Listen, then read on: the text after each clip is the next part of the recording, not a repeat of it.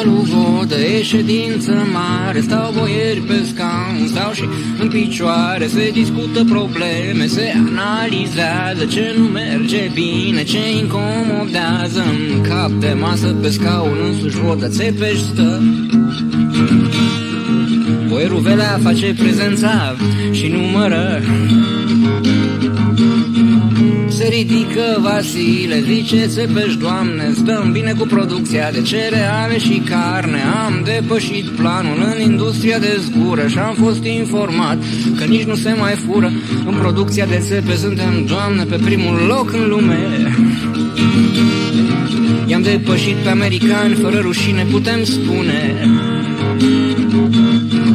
Dar există probleme și în industria de țepe. Se ridică în picioare boierul Șulea Trepe. Nu mai avem lemn de paltin, producția stagnează de ieri. Iar stejarul Țepeș, Doamne, îl ținem doar pentru boieri. De aceea propun să facem țepele din lemn de prun.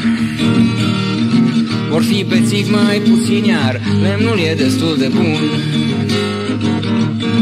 E o propunere bună, zice Țepeș, propun chiar de mâine să înceapă producția cu lemn de prun. Totul să meargă bine, țapa să iasă fain, să nu se neglijeze problema de design.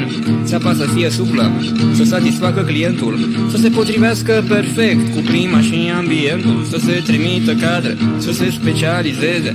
Economia de lemn să nu se neglijeze, printr-o reproiectare justă să se elimine orice sofism, astfel încât țepele să reziste și la seism.